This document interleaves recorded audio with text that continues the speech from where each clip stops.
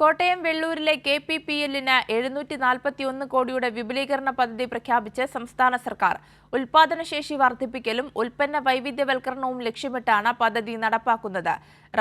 Rubber അധിഷ്ഠിത വ്യവസായം കൂടി യാഥാർത്ഥ്യമാകുന്നതോടെ റബ്ബർ കർഷകർക്കും പദ്ധതിയുടെ പ്രയോജനം ലഭിക്കുമെന്ന് മന്ത്രി VN വാസവൻ. സംസ്ഥാന വ്യവസായ വകുപ്പിന് കീഴിലുള്ള വെള്ളൂർ കേരള പേപ്പർ പ്രൊഡക്റ്റ് ലിമിറ്റഡിന്റെ തുടർ വികസന പദ്ധതിക്കാണ് സർക്കാർ 741 കോടി രൂപ അനുവദിച്ചത്. സർക്കാരിന്റെ ഓഹരി പങ്കാളിത്തമായ 175 കോടി രൂപയും KSIDCയുടെ ഓഹരി പങ്കാളിത്തമായ 25 കോടി രൂപയുമാണ് അനുവദിച്ചിട്ടുള്ളത്.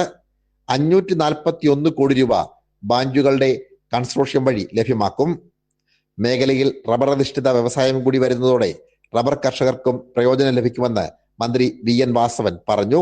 ഇന്നലത്തെ ക്യാബിനറ്റ് 741 കോടി രൂപയുടെ പുതിയ പദ്ധതിക്ക് അംഗീകാരം നൽകി അത് നടപ്പാകുന്ന രൂപത്തിലേക്ക് വന്നിരിക്കുന്നു. അത് ഈ ജില്ലയെ സംബന്ധിച്ചോളം വലിയ നേട്ടങ്ങളാണ്.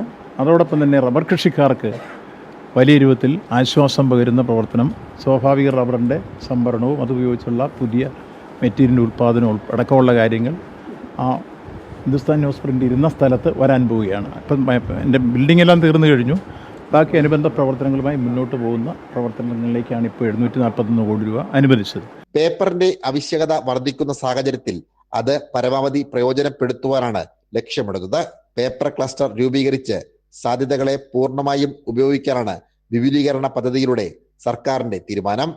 പദ്ധതി പൂർത്തീകരിച്ച് പ്ലാന്റുകൾ പൂർണ്ണമായും പ്രവർത്തനക്ഷമമാകുന്നതോടെ 1500 കോടി രൂപ വിറ്റുവരവുള്ള സ്ഥാപനമായി KPPL മാറും.